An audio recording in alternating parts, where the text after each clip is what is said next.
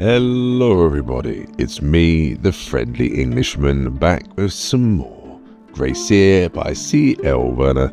This is part 5 of my series, but we are starting on chapter 4. Nice and confusing, but I hope you enjoy this.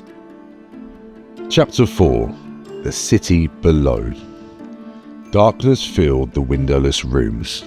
A hissed command whispered through the blackness, and a ghostly glow began to slowly form in the empty air. The weird grey light threw rays of illumination upon the polished surface of a long steel table, and upon the table alone. The unseen walls, the ceiling and floor, these remained untouched by the spectral orb, lost within the thick shadows of perpetual gloom. Upon the table, a goatskin bag was spread, its tattered edge held open by heavy weights. The centre of the bag had been cut open and peeled back, leaving its gruesome contents exposed beneath the sinister light. For an instant, the light flickered. A stretch of shadow seemed to detach itself from the surrounding gloom. The strange apparition advanced upon the table, leaning above the objects spread across it.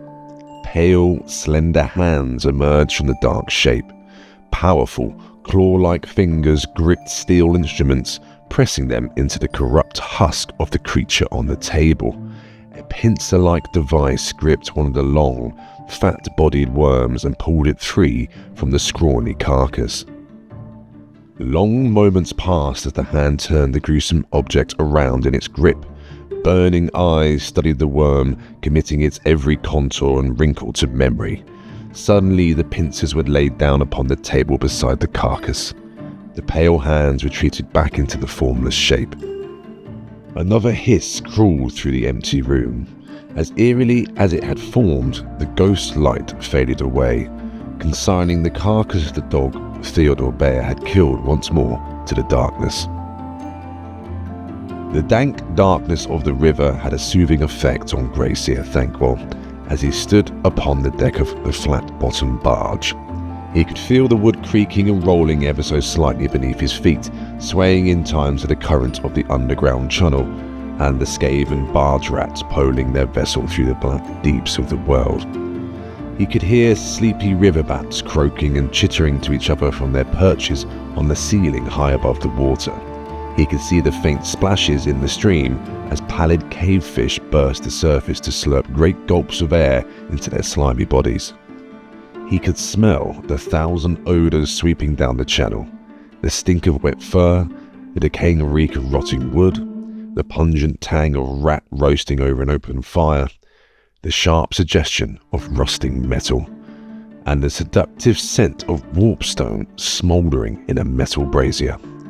They were the smells of civilization, and after a week upon the sunken rivers of the Under-Empire, they were a welcome sensation. Thankwell straightened his body and muttered a hiss of satisfaction. Soon, he would be Under-Altdorf's second greatest city in all Skavendom. Nor would he be a non-entity in that city. Far from it. He would be the chosen representative of the Lords of Decay, their trusted agent, their invaluable proxy. Even the leaders of Under-Altdorf would be forced to bow their knees to him and wait upon his every whim. The Seer felt a twitter of fear pass through him as he thought about that mission. The Lords of Decay had been somewhat evasive in their description of the artifact he was to retrieve. He knew it was some potent weapon crafted by Clan's pestilence, and had his suspicions that its intended use had not been confined to the furthest humans and their decadent society. Anything developed by Clan pestilence was apt to be monstrously dangerous. This was an accepted fact. But Thankwell was no simpering whelp. He could meet such danger boldly and head first. He wondered how many clan rat warriors it would be prudent to commandeer from Under-Altdorf to help him retrieve the wormstone. Too many might make him seem cowardly, but too few would be imprudent. After all, there was no glory in confronting danger if he was to be one of its victims. Thankwell cast a suspicious glance across the flat deck of the barge. The barge rats, all wearing leather jerkins stained in the colours of Clan Sleekit, were mostly clustered about the sides of the vessel, working their metal-tipped poles through the black water of the river, prodding the unseen bottom to push the ship forwards. The Grey Seer gave the Skaven sailors only glancing notice. He continued his scrutiny of the barge, looking across at the piled sacks of grain and metal slag that formed the bulk of the barge's cargo, even a small barrel of the black corn grown in the blighted marshes. A little taste of Skaven Blight's only crop was a mark of status anywhere else in the Under-Empire, and many a warlord and clanmaster paid many warpstone tokens to boast that he dined upon such fare. Thanquol little understood the practice. Black corn was all but inedible, even for a Skaven. It was the staple of Skaven Blight's diet out of necessity rather than choice. Having survived on such fare too often in the past, he felt his stomach clench every time the scent from the barrel struck his snout. Chained to the deck, just out of reach of the cargo, was a line of scrawny Skaven slaves, their pelts branded with the mark of Clan Sleekit. The barge rats didn't trust their slaves with the delicate task of navigating the ship, however rough and demanding the work might become. They would leave the slaves in their fetters throughout the voyage, sometimes lashing the huddled wretches out of spite. When the barge reached its port of call, things would change. Then the slaves would be pressed into action, unloading the cargo their masters had brought so very far. The Grey Seer turned his gaze away from the huddled mass of Skaven slaves. Away from them, looming near the prow of the barge, were his bodyguards, a pair of hulking white ratmen in red steel armor. Garrisoned within the shattered tower itself, the white storm vermin were an enigma even Thanquol's keen, perceptive mind had failed to penetrate. Mute, gigantic in proportions, and possessed of a distinctly un-Skaven-like incorruptibility, Thanquol wondered about their origins. The two that had been sent along with him as overseers and spies, for he did not believe for an instant the council's claim that they were really his protectors. The two were so alike they could only be from the same litter. Was that possibly the secret? Some hidden clutch of broodmothers kept by the council that only produced these hulking, white-furred specimens? It would not be the first instance of Skaven using warpstone and other substances to influence the rattlings forming in the bellies of the broodmothers. Clan Skull in particular was known for the high numbers of horned Skaven born to its litters, while Clan Scab's rat mothers produced inordinate numbers of ferocious black Skaven. If that were the case, Thanquol would give much to learn the council's secret of instilling such incorruptible loyalty in their warriors. Thoughts of loyalty shifted Thanquol's attention away from the white rat into a grey one, as he glanced in the direction of Adept Cratch. The apprentice Grey Seer quickly turned his head. Thanquol's lip curled in a fang-ridden sneer. Cratch knew a good deal more about the Wormstone than he had told the council, certainly more than he had told Thanquol. The Grey Seer lashed his tail in annoyance. What plot was the young seer hatching within that scheming little brain? Thanquol had studiously avoided taking on any apprentices. The fate of his own mentor, that trusting old fool Sleekit, was a bit too vivid for him to have any ambitions the young whelps would be having nipping at his tail. An ugly idea occurred to Thanquol, and not for the first time. He wasn't the first master Cratch had served. It was rather convenient for the apprentice that he alone had escaped the death that had overtaken Grey Seer Scarbrit and his entourage. Already raised far beyond his station by the council, made apprentice to the famous, renowned Grey Seer Thanquol, allowed the fabulous opportunity to learn from the most brilliant mind in all Skavendom, Thanquol suspected that Cratch was still not content. The adept would require some careful watching, or perhaps a convenient accident when the time was right. Grey Seer Thanquol? Thanquol turned about his head as he heard himself addressed, his name spoken with the right mixture of fear and respect his position warranted. The barge master, A pot-bellied, one-eyed rat man with piebald fur and oversized incisors bowed on the deck before him, head tilted to the side to expose his throat. Thankwell flicked his claw, motioning for the Skaven to speak. Under-Altdorf, merciless and beneficent master, the barge rat said. City scent is strong, close near. A clawed foot kicked out, striking the barge rat's head. The Skaven reared away from the blow, flattening its muzzle against the deck. Fatong, flee, Thankwell snapped, annoyed by the grovelling barge master. He slapped a claw against his own muzzle. Think I did not smell city scent? The grey seer's foot kicked out again, but this time the barge rat was quick enough to duck. Sail this flotsam. Leave thinking to those with wits. The barge master scurried away on all fours, waiting until he was well out of kicking distance before straightening. He turned, prowling over to the nearest knot of barge rats, swatting and swiping at them with his claws, allegations of slothfulness and other misdeeds flying from his tongue like little daggers. He threw one of the barge rats from the pole and assumed the duty for himself. The displaced barge rat skulked across the deck, stopping when he reached the shackled slaves. He didn't bother concocting an excuse as he drew the rat gut whip from his belt and began to lash those Skaven slaves. Thankwell licked his fangs hungrily as the smell of fresh blood rose from them. He was rather tired of cave fish and grain after so many days trapped on the rickety barge. A flank of fresh slave would do wonders relieving the tedium of the voyage. Culinary considerations quickly faded, however, as Thankwell's sharp eyes detected the glow of torches in the distance. Rounding a bend in the underground river, the channel widened, opening into a cavernous expanse. The expanse slowly sloped upward from one side of the cave wall. It was from here that the flickering glow of torches shone. As they came nearer, the city scent increased. Thankwell could see ramshackle wharfs projecting out into the water, crudely cobbled together from splintered planks and lumber stolen from the surface.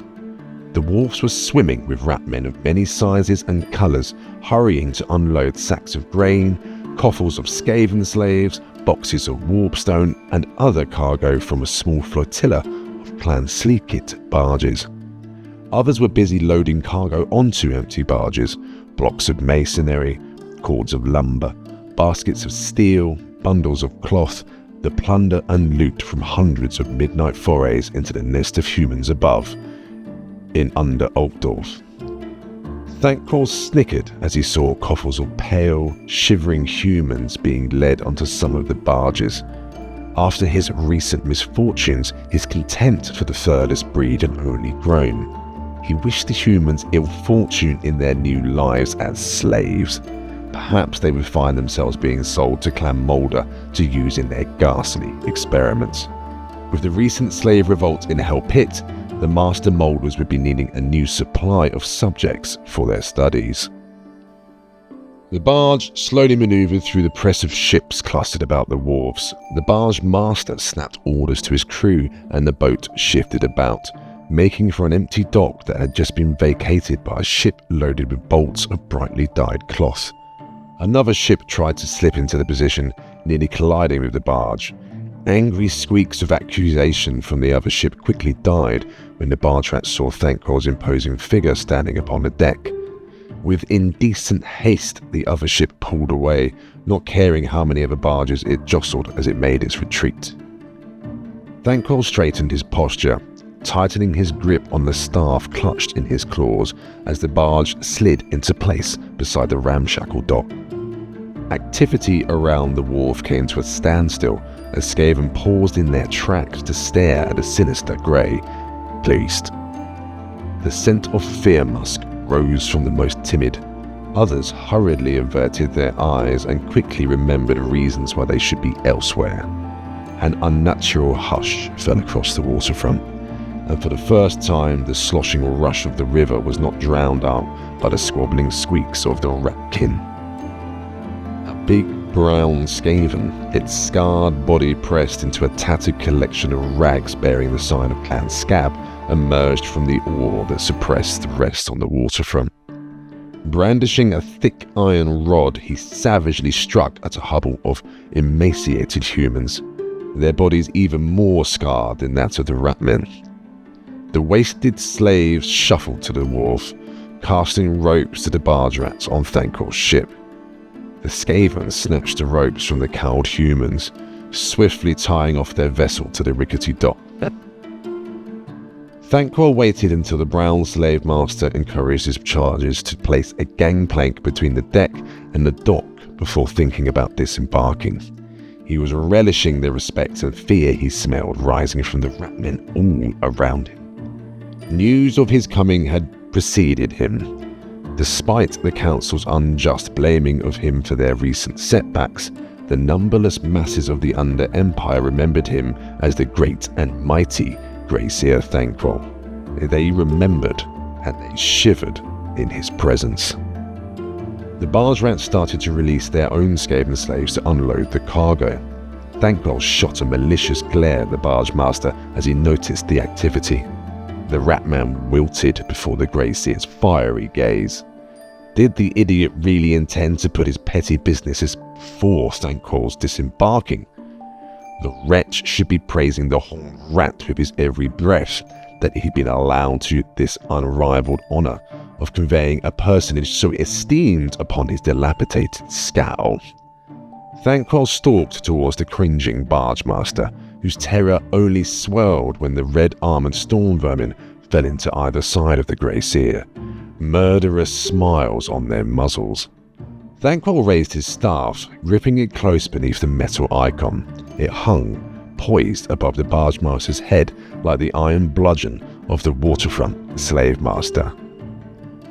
Instead of dashing the barge rat's skull, Thanquol brought the staff crashing down into an iron-banded barrel, splintering its lid. The Grey Seer sneered as the barge master had dug a paw into the barrel. He made a point of popping a few kernels of black corn into his mouth as he strode away. The vile taste still made his stomach clench. There was a deep satisfaction in the humiliation of the thoughtless barge master. Thanquol clambered down the gangplank, his head raised imperiously as he strode past the awed throng of slaves and wharf rats around him.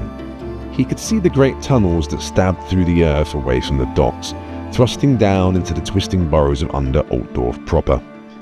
And new structures, gows into the sides of the tunnels and supported with lumber and stonework stolen from the humans above.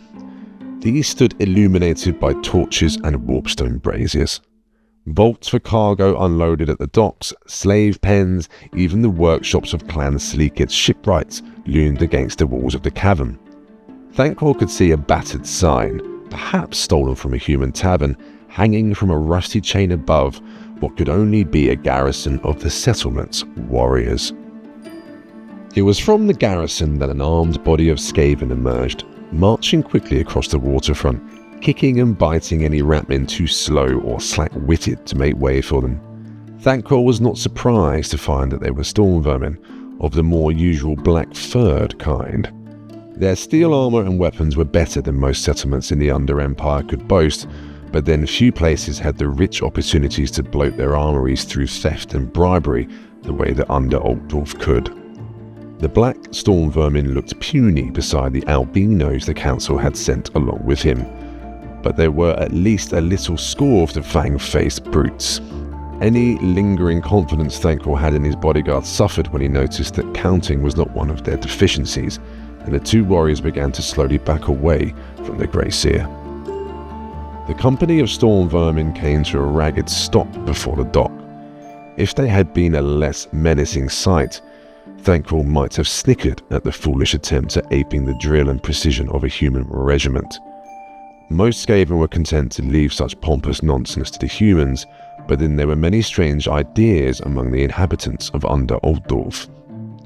The council saw rebellion and treachery everywhere they looked, but perhaps their paranoia about this city was not misplaced. A crook-backed Skaven bullied his way through the armoured ranks of the storm vermin. He wore the symbol of Clan Scryer upon his leather robes, a thick tool belt straddling his waist. There was a chemical stink to his fur and a metallic tinge to his overall scent. The Ratman's eyes were hidden behind a set of iron goggles, pitted with tiny openings so that the Skaven resembled a fly as much as he did a rodent. The creature raised his head high, striving to stare down at Thankwell despite his malformed back. I am name called Vermish of Clan Scryer, honoured emissary of their great and terrible lordships, the Grand High Supreme Council of Under-Altdorf, Vesterreach and Norholm.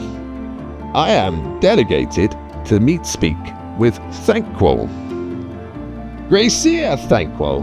Thankwell corrected Vermish, putting his most menacing hiss into every syllable. The little warlock engineer was like his storm vermin, pompous and preening.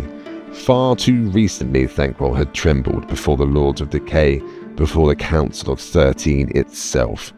Moles would chew his bones before he would cower before this self-important functionary of a 10-flea circus with delusions of grandeur. Vermish was still blinking in nervous confusion as Thankwell took a pull of warpstone snuff to fortify himself. The grey seer closed the little rat skull box with a loud snap and glared at the befuddled emissary. I am Seer Thankwell, he said needlessly, as much as the snuff helped pour fire into his veins. It had a disconcerting habit of dulling the wit. I am Seer Thankwell, he said needlessly, as much as the snuff helped pour fire into his veins. It had a disconcerting habit of dulling the wit. I am the chosen representative of their malevolent majesties, the Lords of Decay, the Council of 13 of Holy Skaven Blight, and the living claws of their most vengeful divinity, the Horned Rat. I am the eyes, nose, and ears of Skaven Blight.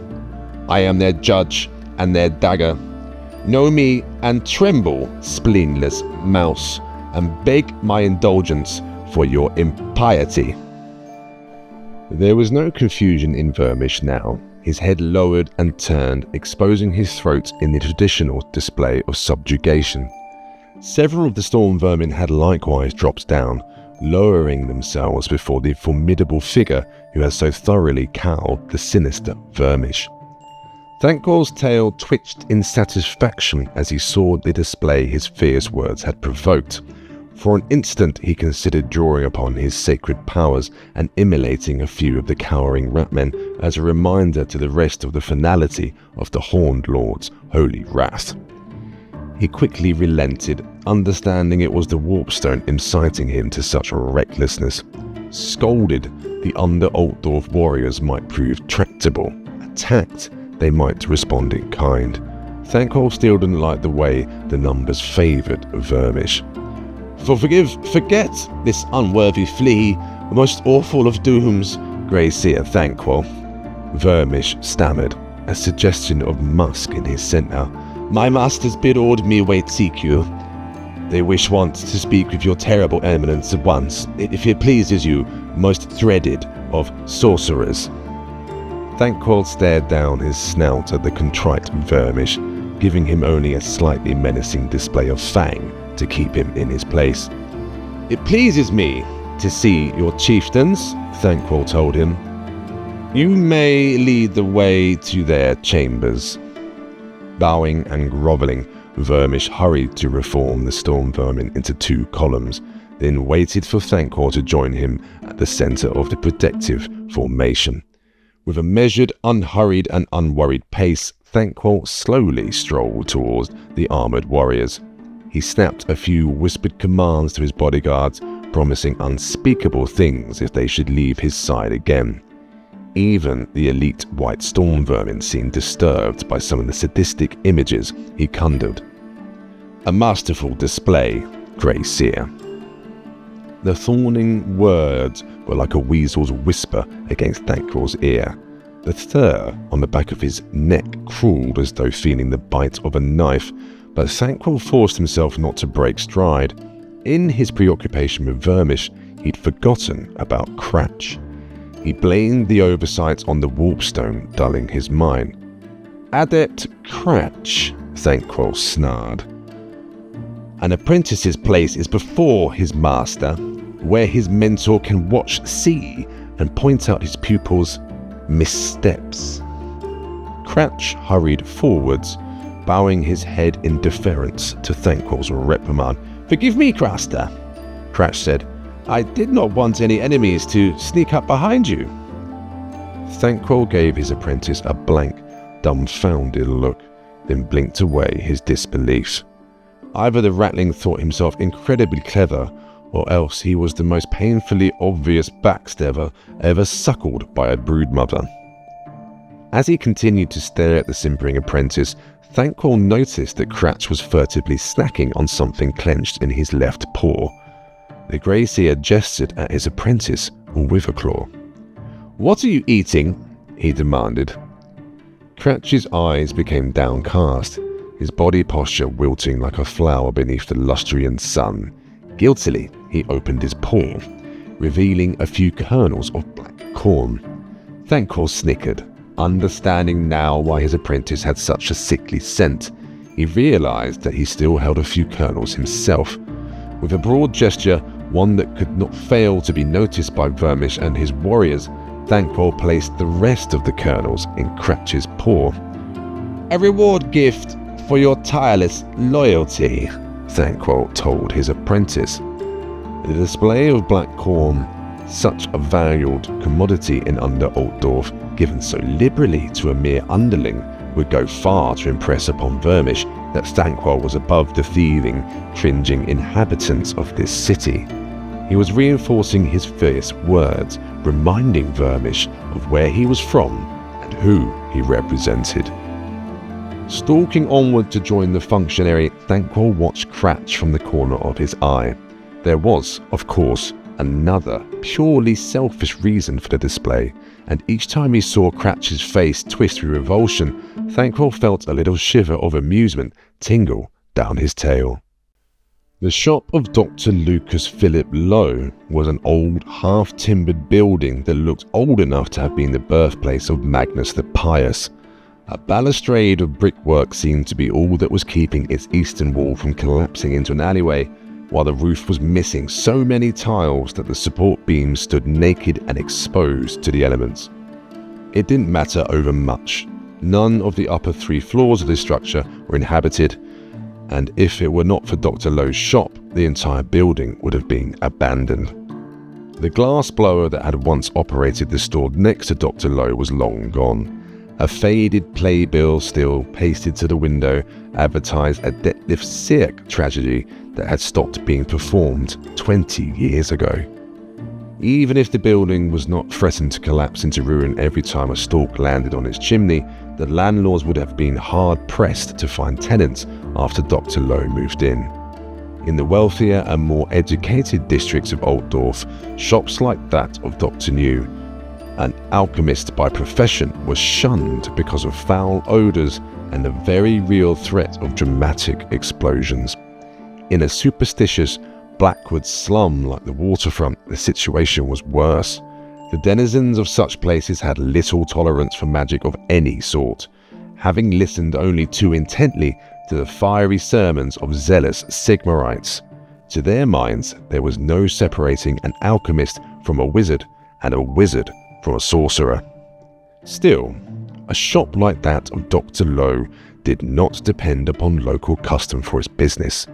His patrons were scattered all across Altdorf, in every district and at every level of society. He did not need to seek out his customers, they would seek him out.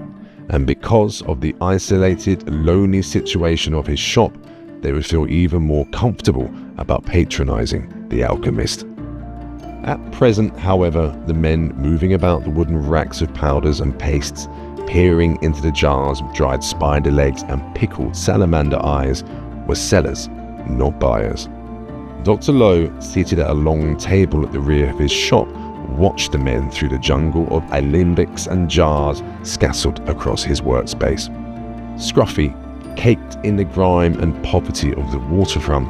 They were the sort of unpleasant creatures circumstances often forced the alchemist to deal with. Such creatures had low morals and few scruples when it came to gathering the morbid, often illegal substances desired by his patrons. Hans Dietrich and his little band of smugglers were men Dr. Liu had only dealt with rarely in the past, far less than the weird root growers and grave robbers who were his usual sources of supply. Dietrich didn't seem to have the spine for engaging in activities that might earn him the attentions of the witch hunters, and generally gave the alchemist a wide berth. This time, however, he'd found something valuable enough to overcome those concerns. Dr. Lowe looked away from the smugglers, returning his attention to the little bronze firepot and the iron bowl resting above it. He studied the way the heat played across the strange rock the criminals had brought him. The stone was like a sponge, absorbing whatever was inflicted upon it. That was in keeping with Weirdstone. The substance was notoriously hard to refine and smelt. Part mineral, part something else entirely, the weird rock had defied the best scholars of 10 centuries to accurately classify. Of course, being unknown rather than understood, Weirdstone was condemned as tainted with chaos by the short-sighted officials of temple and state. Mere possession of even the smallest fragment was grounds for torture and public execution. And there was no court of appeal when the prosecutors belonged to the Order of Sigma. Still, there were uses to which Weirdstone could be put that made knowledgeable men seek it out and pay small fortunes to possess it, whatever the risks. It could be used to heal the most terrible of illnesses. Elixirs derived from its pulverized dust could cure fevers of the mind. Pastes made from its ground powder could reverse the ravages of age and leave the skin as fresh and smooth as a baby's bottom. Of course, its most prized ability was its most elusive. Weirdstone was held as the true alchemist stone, that fabulous substance that could be the catalyst for transforming lead into gold. Dr. Lowe watched a thin stream of green smoke rising from the smouldering rock.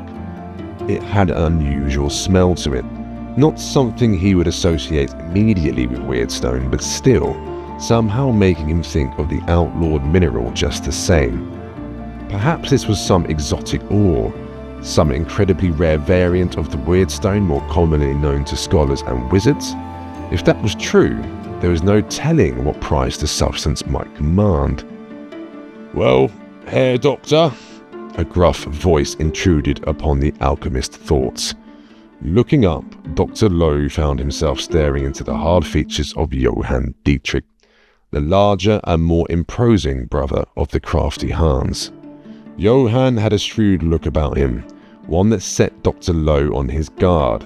Smugglers were, after all, thieves, and it wouldn't do well to let them know just how valuable their find was. "I can't be sure," Dr. Lowe said, pulling off the copper-scaled gloves he had donned to protect himself while handling the stone. "I think perhaps I need to run more tests." Johann smiled and shook his head. "I think you recognise that rock as soon as we set it down," he said.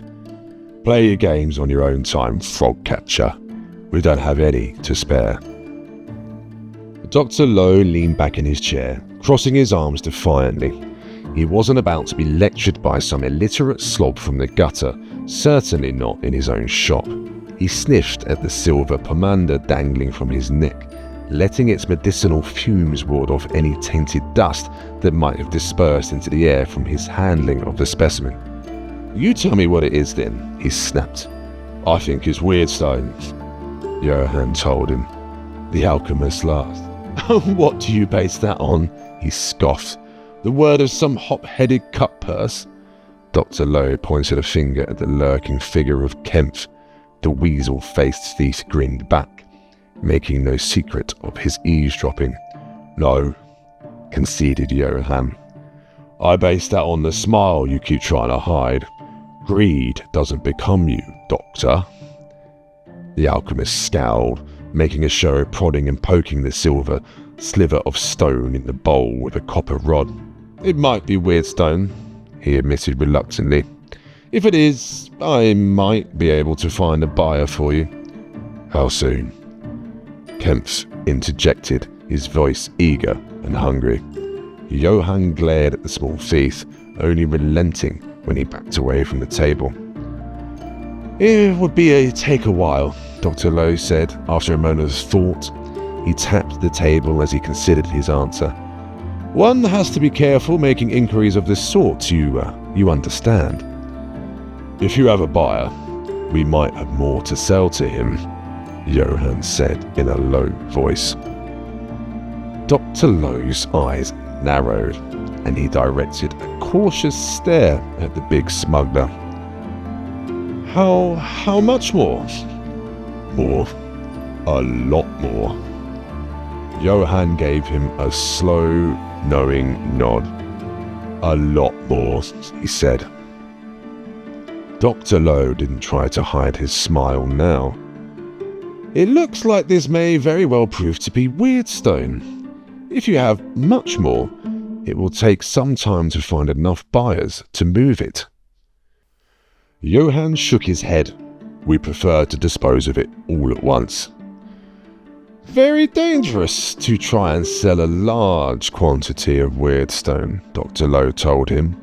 "The authorities aren't very understanding." "But could it be done?" Johann asked. "It could be done," Dr. Lowe said, rubbing his fat, warty nose. "I could find a buyer outside Altdorf that would be safer than selling it to someone inside the city. There's a man I know in Nuln who might be interested, if it proves to be Weirdstone." "If it proves to be Weirdstone," Johann repeated, turning away. He grabbed Kemp's shoulder and prodded the small thief towards the door. Hans and the others saw Johann moving to the exit and started to follow.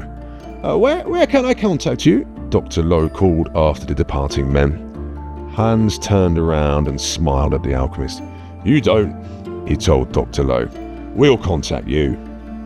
The smuggler gave a last look at the shelves of dried herbs, crushed powders, and pickled reptiles.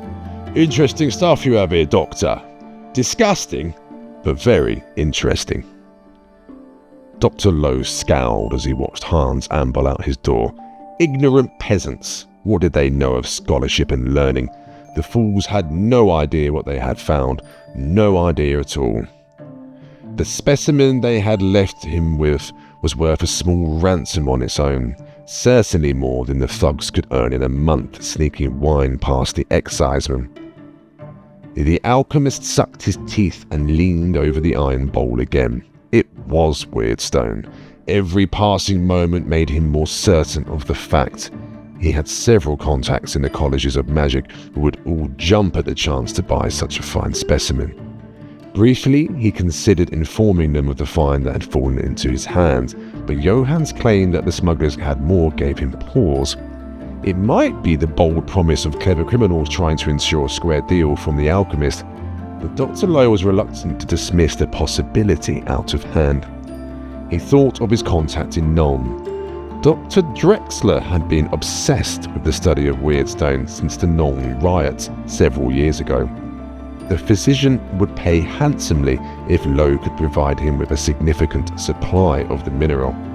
It was said he was supported in his experiments by no less than the Countess von Liebowitz of Nuln. The image of the bulging coffers of Nuln settled Dr. Lowe's dilemma. He rose and retrieved quill and parchment from his desk. Sitting back at the table, he began to compose a letter to his colleague. As he started to write, Lowe's left hand had absently scratched at his forearm, trying to stifle the sudden irritation of his skin. "Your notoriety precedes you, Gracia Thanquo."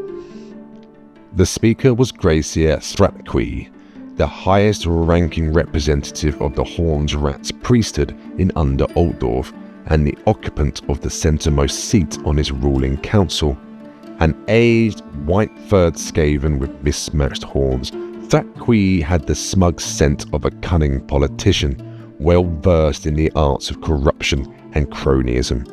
Thankwall took an instant dislike of the elder Grey Seer, not least because without the talisman he had been given by the Lords of Decay, it would be Thrakwi, not Thankwall, enjoying the dominant position. The Council of Under-Altdorf met in a large hall called the Supreme High Leader's Nest. It was extravagantly ornamented with a motley collection of marble blocks and granite columns stolen from the human city above. A riotous array of colourful tapestries drooped from the walls, some of their human subjects cruelly disfigured to resemble triumphant Skaven warriors. The floor was a tiled mosaic of different coloured bricks, while a crystal chandelier swung from the roof overhead. Thankwall was reminded of the pretentious opulence of the palace of Nuln's breeder queen, only on a shabbier scale. Perhaps the self-important lords of Under-Altdorf might intimidate some witless rattlings from their hinterwarrens of Skavendom with such a crude display, but for one who had walked the tunnels of Skavenblight, Thankwall saw it for the pathetic excess it was. The Skaven of Under-Altdorf and perhaps spent too much time around humans. They were starting to adopt some of their habits. Like the true ruling council of the Under Empire, that of Under-Altdorf boasted 13 seats. In a touch, Thankwall found impious and possibly sacrilegious, no seat had been reserved for the Horned Rat. Instead, the positions of authority had been shared out between the city's most important clans, with the exception of Grey Seer Thrakwi's own seat. One chair was held by Scratch Scarpaw, the Shadow Stalker of Clan Eshin, with a further 2 seats held by his subordinates. Another chair was held by Flesh Tearer Rusk of Clan Moulder. Pontifex Poctix was the Clan Plestinen's representative on the council. Other seats were held by the warlords of Clan Scab, Skink and Moors. The remaining seats were held by Clan Scryer, a potent display of their influence and power in the city. Warplord Quilisk was the highest ranking of the Warlock engineers, a sinister figure with a lower jaw sheathed in metal and a riot of tubes and pipes running from a complex iron pump into his chest. The other Clan Scryer representatives were clustered around him and in obvious fear of the local clan leader. A final, non-voting seat was reserved for a Clan Sleekit Fleek Master, a fat, sleepy-eyed rat man with thinning fur and the smell of weird roots about him. He affected the frilly cuffs and sleeves of some effete human and wore gaudy rings on his fat little paws. If the decadence of the meeting hall itself were not evidence enough of Under-Altdorf's corruption, a single sniff of Ship Nora Nickit would be. Thankwall ignored the offensive fleet master and tried to focus his attention on Thrakwi on his overstuffed chair. Thrakwi's seat, indeed those of all the council members, appeared to have been purloined from an opera house, still carrying a lingering stink of the human about them. "Honoured clan lords of Under-Altdorf," Thankwall began, careful to keep one paw stroking the black talisman around his neck. He could feel the eyes of every Skaven fixed on the amulet, burning with envy and fear in equal measure. "I have come to you as the chosen representative of..." "We all know that," snapped Viscit Burnfang, one of Warplord Quilisk's underlings. Burnfang was an emaciated warlock engineer with a distinct patch of black fur running across one side of his face, jarringly offsetting his otherwise light brown pelt. Burnfang had a complex network of pipes and pistons running down his arms, some arcane supplement to offset his withered muscle. "Why do the Lords of Decay send you to spy on us?"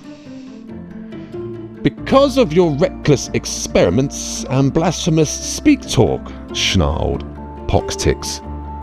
Bundled in his ragged green robe, only the Pontifex's decayed snout projected into the murky light. though even so reduced the sight of the plague's priest's face was revolting enough. Repent, revile the abominations of your technomancies, and embrace the festering gifts of the Whole One's true face. It is your blasphemies that bring the suspicions of Skaven blight upon us. Tick-licking toad mouse.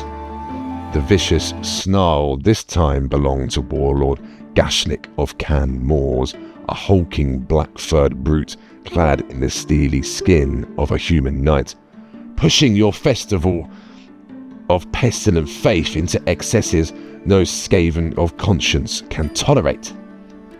Thanquol blinked at the quarrelling clan leaders and tried to inject a greater volume and authority into his voice.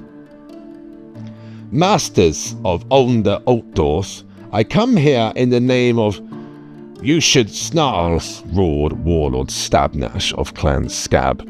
Shorter by a head than his rival from Clan Moors, he was if anything twice as broad, so swollen with muscle that his bronze armour seemed ready to burst every time he moved his massive frame.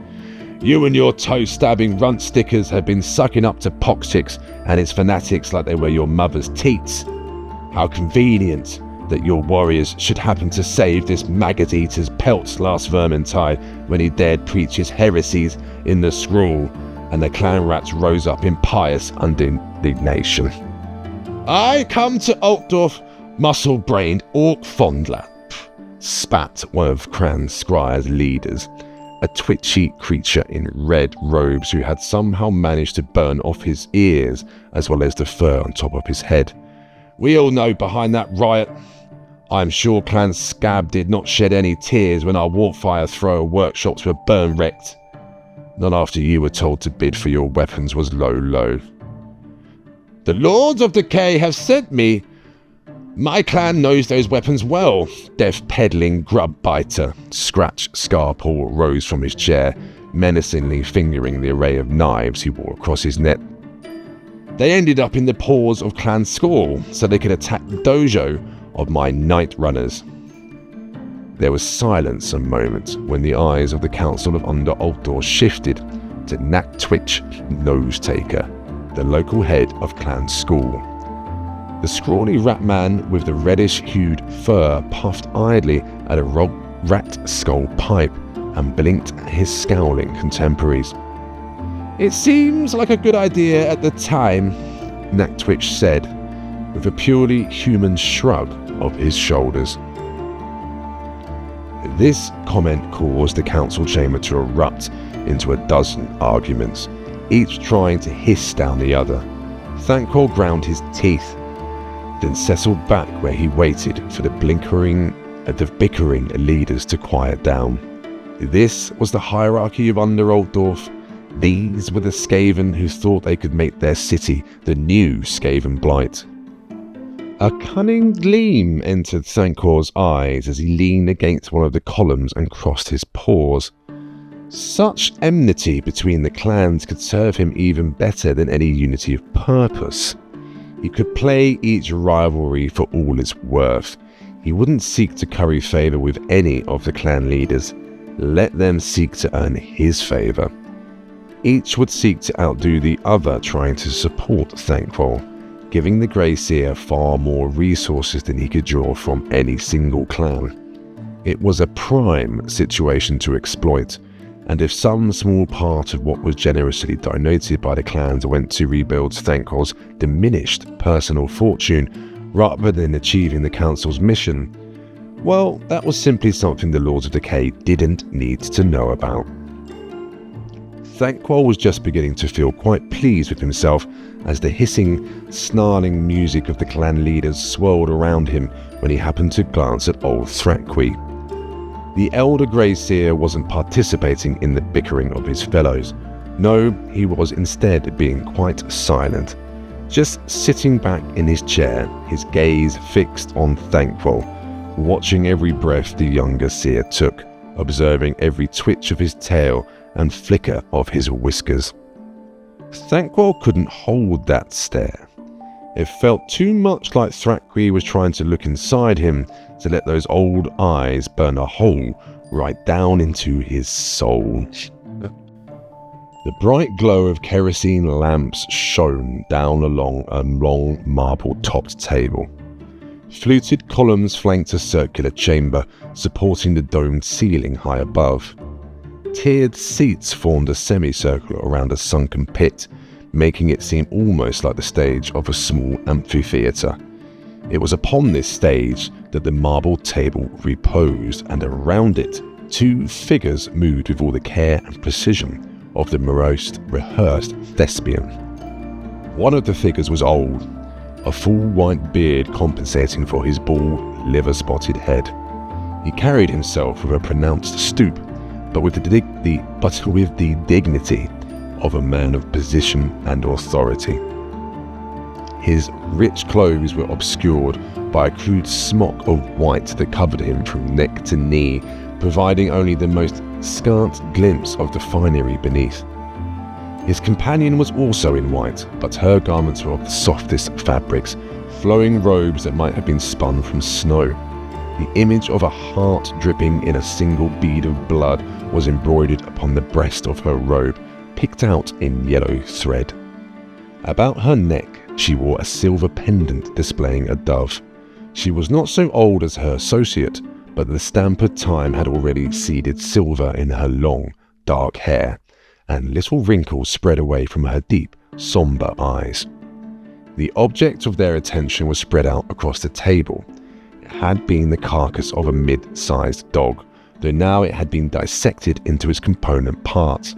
Standing in a surgical theatre in Altdorf's prestigious university, it would have been strange for the two examiners to know that their subject had only the night before been killed while menacing a little girl in the city's worst slum. The old man stepped away from the table, wiping his hands on his smock. He shook his head in consternation. "I am at a loss," he finally confessed, throwing up his gloved hands. "I can't say how this cur died, nor what horrible disease so thoroughly ravaged his body." He gestured at the hound's skull and the marks left by Theodor Bayer when he brought down the animal. "These injuries, for instance, I cannot decide if they were made ante-mortem or post-mortem. Everything about this creature is simply wrong, Lenny." Lenny Clyforth, the woman in white, nodded her head sympathetically. "I share your confusion, Professor Adelstein. The affliction this poor animal suffered is nothing known to the Temple of Shalya. I thought at first..." The priestess suppressed a shudder, and a haunted look crept into her eyes. I thought at first it might be the work of the Fly Lord, loath to be his name." Professor Adelstein's head bobbed up and down in agreement. "You had every reason to believe such. The ways of the ruinous powers are infinite and horrible." He stepped back to the table and removed a glass jar from the marble top. Inside was one of the hideous worms that had infested the carcass. "I've examined this thoroughly. Whatever it looks like, it isn't a worm. I don't think it was ever even alive, not as we understand life. It isn't a thing of flesh and ichor. Do you know what it's composed of?" The professor paused for emphasis before speaking his discovery. "Dust," he said. "That's all it is. Dust." Lenny stared intently at the strange thing that looked like a worm. Dust? But how could it be just simple dust? How could dust corrupt an animal in such a gruesome fashion? Why would dust mold itself into a semblance of life? She felt a chill pass through her. The Temple of Shalya was devoted, to combating the myriad diseases and afflictions that plagued mankind, even the demonic fevers sent by the Fly Lord. This was something else entirely, something beyond her experience, perhaps even the experience of our entire order. "No common dust," the professor continued, pacing behind the table as though conducting one of his lectures. "I'll grant you that. It is strange. Weird sort of dust, like nothing I've seen before. But it is dust. "What does it mean?" Lenny asked, her voice a grim whisper. Professor Adelstein's look became as somber as that of the priestess. "You know who wanted us to examine this carcass," he said. "That alone should tell you what it means. Something dark and terrible is at work in this city." Scratch Scarpaw crept through the gloom and murk of the old burrow system, abandoned generations ago when the underground river had flooded and drowned its inhabitants. The tunnels still carried a musky reek of death. The assassin kept to the thickest shadows as he made his way through the dripping corridors and half-flooded chambers. He was careful to keep his feet beneath the water, trying to offset any betraying splash that might carry through the darkness. The assassin paused many times, feeling the current of the air with his whiskers. He stifled the impulse to twitch his tail in amusement. The current was blowing towards him, carrying his scent back into the sprawling network of Under-Altdorf and away from the one he had come here to find. Arrogant and insulting, the message Scarpaw had received evoked the Ratman's deepest ire. Only a fool would provoke one of Clan Eshen's most savage killers to such anger, and Scarpaw was not one to suffer fools.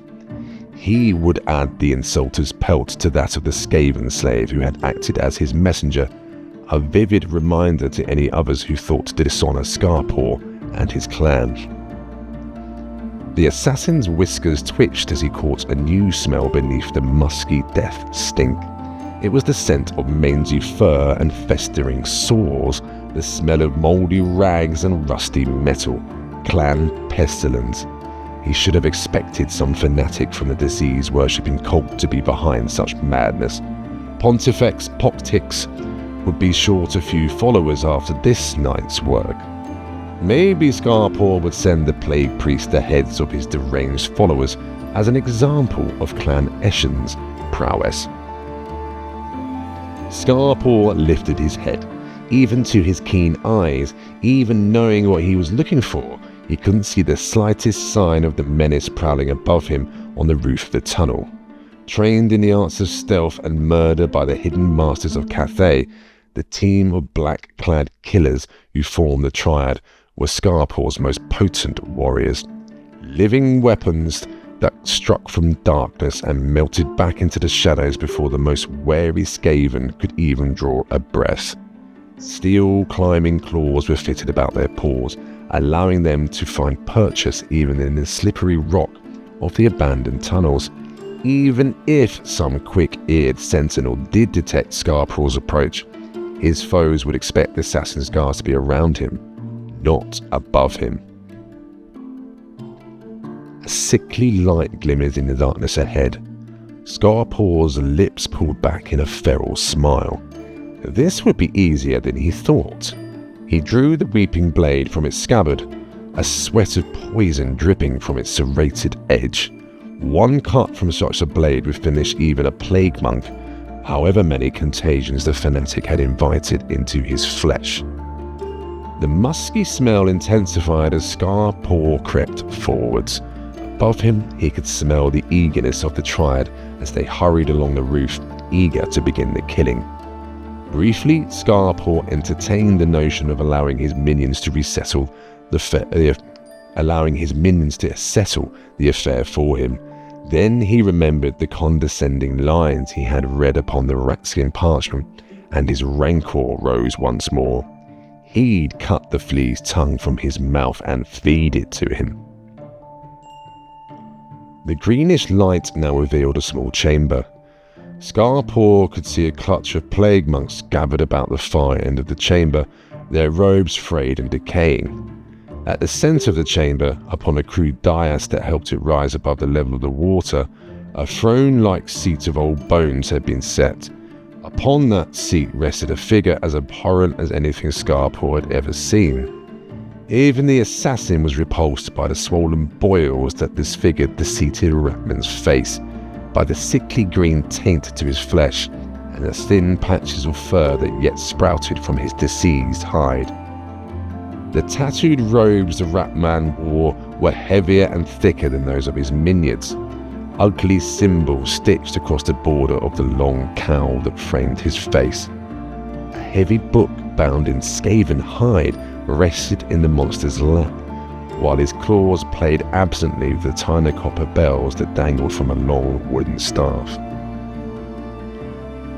Scarpaw's eyes were drawn to that staff, widening as he saw the spiked metal globe that topped it. The green light was coming from openings in that globe, forming a pungent fog as it billowed away from the throne, caught by the current in the air. The assassin had seen the plague sensors of Clan Pestilence before and knew their potency on the battlefield. The biggest troll, the most stubborn dwarf, none were immune to the toxic fumes of the plague monks.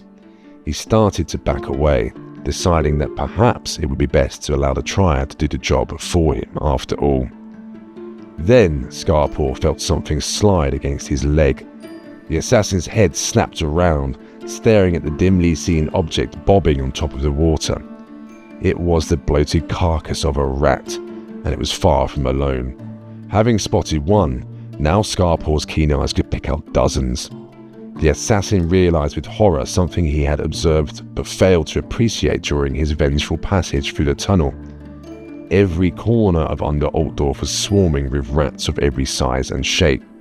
They formed an important part of the Skaven diet, but the old, flooded tunnels had been devoid of them. Now Scarpaw understood why. Before the assassin could retreat, he heard a moaning gargle drip down from the ceiling of the chamber. He watched in horror as first one, then another of the triad killers plummeted from their roof, their bodies swollen with corruption. The musky death stink. It wasn't some lingering stench left by the drowned Skaven. It was the pestilential fumes rising from the seated plague priest's staff. As the last of the triad splashed into the chamber floor, Scarpaw felt his chest starting to burn from the inside. Whatever had struck down his killers, he had been exposed to it just as much. Realizing he was already dying, the assassin lunged forwards, snarling his defiance. If he could not escape, then neither would his murderer. Scarpaw's feet drove through the flooded chamber, a savage hiss pushing through his clenched jaws. The assassin raised the weeping blade clutched in his paw, intent upon burying it in the sneering, diseased face beneath the priest's cowl. The assassin's strength deserted him before he covered half the distance. Scarpaw sank to his knees, his sword slipping through claws too weak to grip it. Spots danced before his eyes, and the chamber refused to stay in focus. His head sagged against his chest, bloody foam flecking his mouth. Suddenly, a fierce grip closed about the back of his neck and raised his head. Scarpaw felt something slimy and cold pressed against his lips. Something like molten ice raced down his throat. Slowly, his bleary vision began to clear. He found himself staring into the warpstone eyes of the disfigured plague priest. The sneer was still coiling the monster's face as he backed away from the recovering assassin and resumed his seat upon the morbid throne. Scarpaw could feel the burning sensation leaving his chest, but his limbs still felt like granite weights. The assassin glared murderously at the seated plague priest. "Tell speak, Pontifex Poctix. He will suffer for this." The seated plague priest laughed, a bubbling chortle that made Scarpaw cringe. "I shall tell nothing to Poctix," the Skaven pronounced. "That is why I need take you, Scratch. You serve obey me, and speak tell nothing to Poctix." The decayed lips pulled back, displaying the rat man's blackened teeth in a broken snarl. The plague priest pulled the chain off one of the tiny bells dangling from the head of his staff. Metal plates slid down, cutting off the glowing green light of the censer ball and its infectious fumes.